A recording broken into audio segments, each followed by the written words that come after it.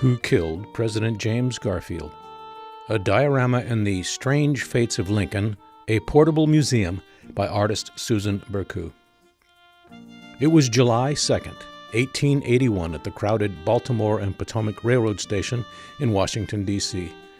The new president, James Garfield, was waiting in the lobby for the train to take him to New England.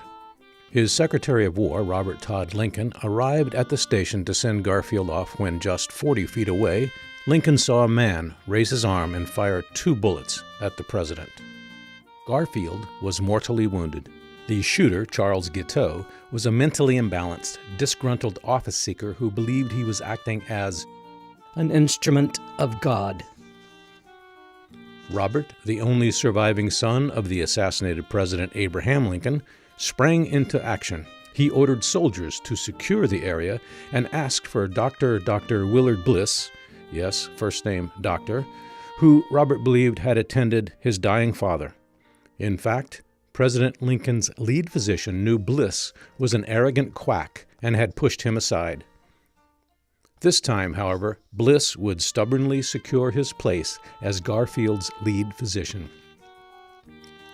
Lincoln would later reflect, "How many hours of sorrow I have passed in this town." Garfield suffered an agonizing 80 days while Bliss and his team prodded the wound with dirty fingers. Bliss also refused to correctly use Alexander Graham Bell's newly invented metal detector, the induction balance, even after Bell reported that the metal bed upon which the patient Garfield lay was interfering with the device's signals.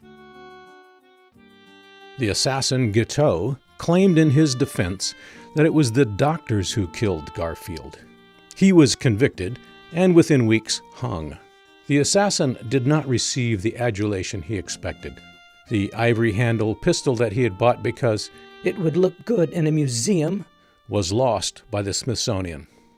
And instead of his expected praise in the news, a phrenology chart of the assassin's brain was distributed to an enraged public. Phrenology, a popular pseudoscience, mapped 40 of Guiteau's attributes with such quaint names as amativeness and approbativeness. Ironically, the attribute tune was on his chart, even though he was denied a final request for an orchestra at the gallows. He wanted to recite to music his poem, "I'm going to Lordy." It would be sung 110 years later in Stephen Sondheim's musical, The Assassins. James Garfield's is the quintessential American rags to riches story. His superior intelligence and voracious appetite for learning propelled him out of the most impoverished childhood of all the presidents. His father died when he was an infant, and young James put himself through school and by age 18 was a professor. At 26, he was appointed president of Hiram College in Ohio.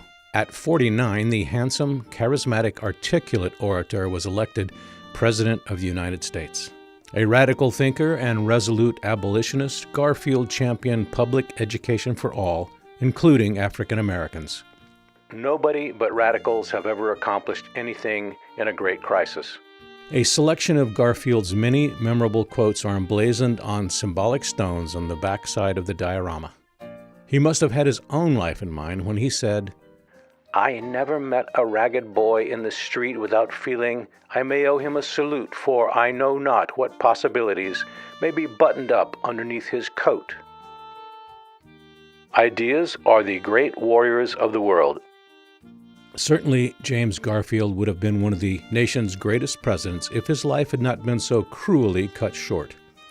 Even today, it is wondered who really killed President James Garfield, an assassin or the hubris of a doctor's ego. Who Killed President James Garfield is one diorama in the Strange Fates of Robert Todd Lincoln. Robert was to be associated with the assassinations of 3 American presidents. In April 1865, he attended the deathbed of his father, President Abraham Lincoln. In 1881, he witnessed the shooting of James Garfield. In 1901, he would arrive at the train station in Buffalo, New York, moments after President William McKinley was shot at the nearby Pan American Exposition. This diorama coincides with the efforts in place to create a long overdue President James A. Garfield Memorial in Washington, D.C. The content was largely informed by the book Destiny of the Republic, A Tale of Madness, Medicine, and the Murder of a President by Candice Millard.